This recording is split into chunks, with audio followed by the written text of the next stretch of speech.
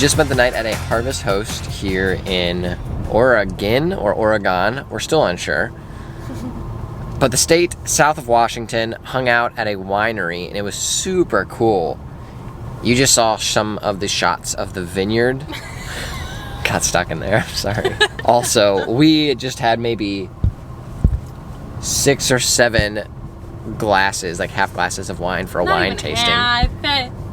Those were pretty full glasses. Those were tiny little sips. Those were tastes. Those were not sips. Yeah.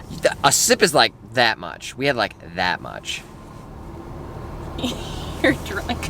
You're drunk! But it really was awesome. It was Melrose Vineyards. Huge shout out to them. Awesome wine tasting. They have some delicious wine. So I've tried a lot of different wine, and a lot of it is just dry with not a ton of flavor. They have some dry wines with some amazing flavor.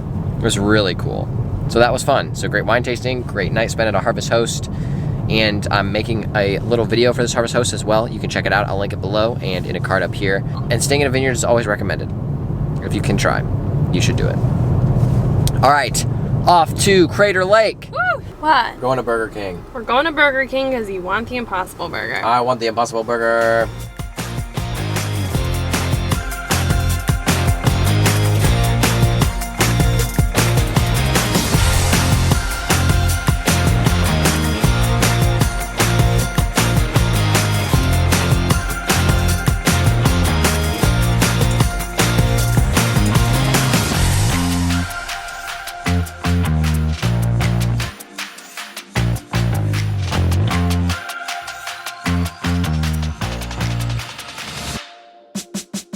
We were just driving through one of the scenic byways here in Oregon, and it was an area that was obviously affected by the wildfires. Right now you can even still smell the char of the trees. You can see some of the trees that were still smoking and charred from the wildfires. And we passed some houses that were completely burned all the way to the foundation. It is so sad, and like even as we're passing now, I think we're out of the main area of the damage, but there are still trees that are smoking right over there, and there's just so much dead all around.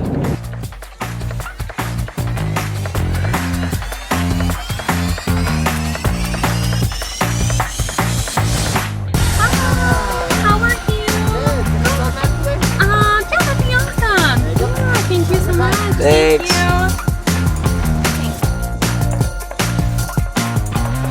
Well, we have made it to Crater Lake, and it is huge. So some quick facts that we learned on our drive up here. This was not actually created by a meteor, which I was originally thinking, but it's actually a former volcano. That volcano erupted, and then of course all of the inside stuff spewed out, and then the weight of the mountain couldn't sustain itself anymore, so it collapsed into the crater that is now here. And there are no streams that like go up the mountain, of course, because of gravity. So this basin filled with just rainwater, essentially, and that is one of the reasons why it is so blue. This is the deepest lake in the entire United States.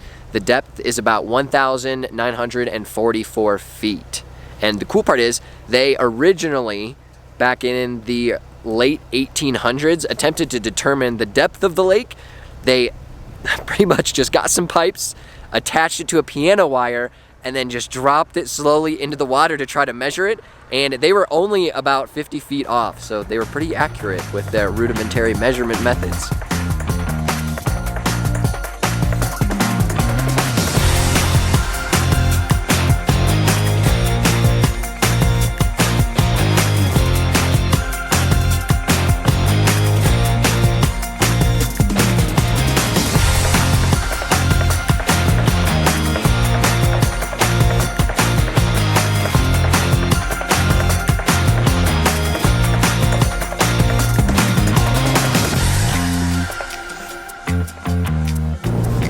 We just climbed to the top of the mountain, and our ears are killing us. Should have brought earmuffs today. And hear your voice of treason. Will you come home and stop this pain tonight? Stop this pain tonight.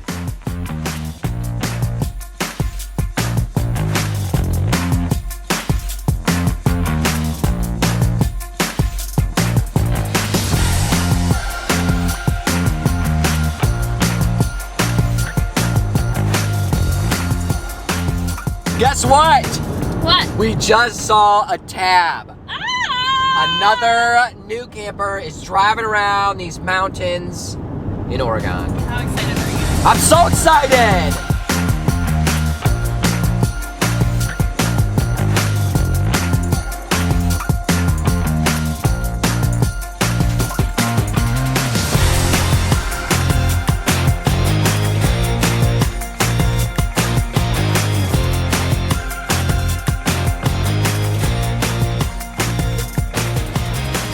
Officially arrived at our campsite. It was a bit of a wild ride. The day, thank you. You're welcome. The day started off pretty wild by checking out Crater Lake. That was fantastic, the deepest lake in the United States. Crazy. Then we made our way to our campsite. However, we went to the wrong campground. Oh no! But thankfully it was like 20 miles away from the one that we're actually at and supposed to be at right now. So we made it, and there are no restrooms. They have closed them due to COVID-19. So thankfully we've planned for this. We have a privacy tent, a portable toilet, so we got everything we need, and a hose. We can shower in our little tent with our Tag Gladys. We got it all. We got it all covered. We're good to go. We're good to go. We're going to be camping like pros, baby. All right. The only other thing is we were warned to stay away from the elk like 7 times. Don't look them in the eye or they'll charge. It's true. So we got to watch out for the elk, I guess. All right, we're going to bed. Peace. Good night.